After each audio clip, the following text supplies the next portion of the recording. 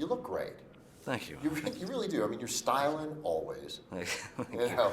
And do you pick all this out, or does somebody pick it out for you? I mean, I just, yeah, there's just sort of, I got a friend of mine who goes and buys all this. She's got incredible taste, and she goes and buys all this stuff and sort of knows my take on things, and yeah, and then we just sort of snatch it out of the closet, you know. Yeah, you got a good eye, though. You know. Well, I got one good eye anyway. Well, what happened to the other one? I was been birth, you know, since birth. He's been weird. Now, I did some reading, and I'm going to talk to you a lot about the movie, but I did some reading, and there's some things that I didn't know about Johnny Depp, and I thought it'd be fun to sort of start this Clue me in. that way. Well, I'm not sure I know them. I think you probably do. Is it true that you have a nickname, Mr. Stench? Oh. Okay, Mr. Stench. Mr. Stench was a name that I used to, it was an alias that I stayed under in hotels.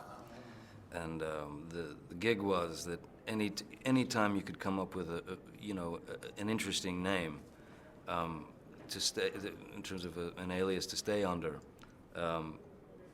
you try to think of these things and make them as weird as possible, just because it was really fun. And you'd start your day with a smile to get that wake-up call in the morning, you know, at 6 going, okay, it's time to wake up, Mr. Stench. And also when you hear it in foreign accents as well, it makes it even better. So, yeah. What does it sound like in French? Monsieur Stench, Monsieur Stench. But I've also been, in French, this was a great one, Monsieur Poupy. Monsieur Poupy, yeah. Now, did Monsieur Poupy or Mr. Stench have a first name? In those instances, no, just Mr. Stench, yeah.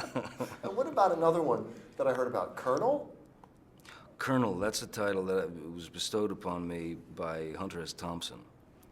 Yeah, Wow. Hunter, we were both born and raised mostly in Kentucky. He was born in Louisville, I was born in Owensboro, and he promised me at one point, he said, I'm gonna make you a Kentucky Colonel, which apparently is not a difficult thing to do, but he did it. And from that point on, he always addressed me as Colonel Depp, yeah. Now, has this stuck with anybody else, or just with Hunter? Oh yeah, no, with his you know, his gang. I mean, Yeah. with all the people that we used to hang around together. I mean, I still get these, you know, kind of calls and go, you know, Colonel, we have to do this and we have to do that. So yeah, Colonel just kind of stuck. And something I learned today from your director, Rob Marshall, that you are one heck of a dancer. You know, I'm just saying. he just says that to try to make me feel good. I don't No, know. and he said that you were going to say, oh, no, he's just giving me a compliment. Yeah. But he said that you really are a good dancer. I find that really, really right up next to impossible to believe. Because I fear dancing. You fear it? I actually fear it. Why? Because, you know, it's one of those things. I mean, I can appreciate it from a distance and you know, the expression of it and all that, and the form. But I fear it because it's just so odd, the idea of it for me. I just, yeah, I never. Even when I was a little kid, you know, going to, like, you know, school dances and stuff like that, never did I dance. Never, not once. Not once. No, couldn't do But it. you dance in this film with Penelope. Yeah. A little dance. Yeah, but I was, you know, sort of forced to. You know, there was really, and also it was Penelope, so we had a good laugh for sure. You know, but and Rob and John were terrific in terms of the choreography, because at the very least it was a sort of drunken dance. That's true. That and helps. you know, choreographing those action scenes is a lot like dance. So I mean, you Most were definitely. very, very good at that. So is that mostly you in those action scenes?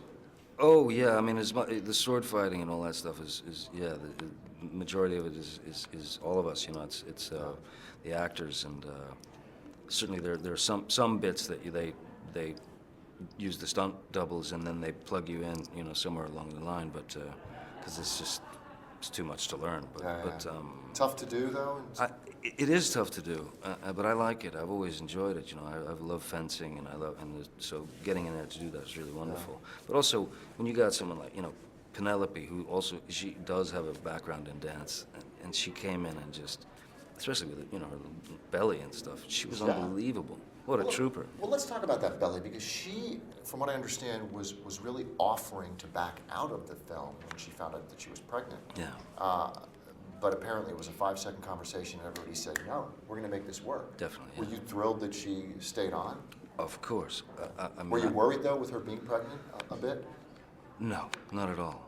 No, I thought it would just. I mean, you know, there are ways around. You know, when the belly starts to grow, you know, you just bring the camera in tighter and stuff. I knew it would be fine from the first second she told me. So yeah, no, I never had a moment of worry, and she was, boy, she was just game for everything. She was, you know, she was really terrific. I mean, you obviously on the screen, from what I saw, you're still. I mean, you got it. You're comfortable in his skin, in Jack Sparrow's skin. You made it fresh again. Was that hard for you to do, or was it just a piece of cake? I mean, you know, any film is hard, but I mean, I have to say no. You know, it wasn't all that difficult. Just with regard to my relationship to with the character. You know, I feel like I know him really, really well now, and. Do you like him? Oh, I adore him. You know. Favorite character? Right up there for sure. With right up there.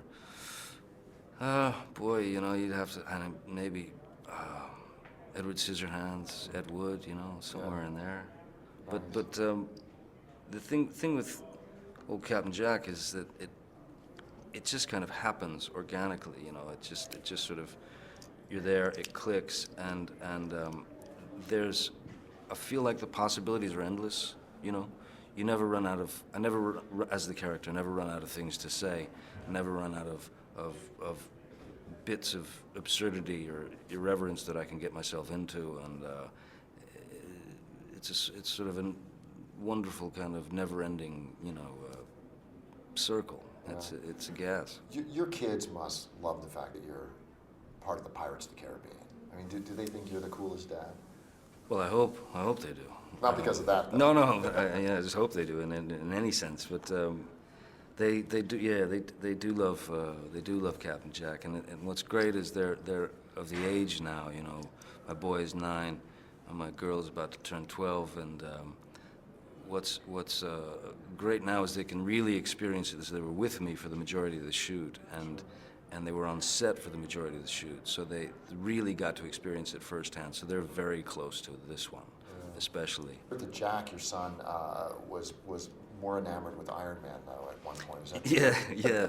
Well, there was an evening.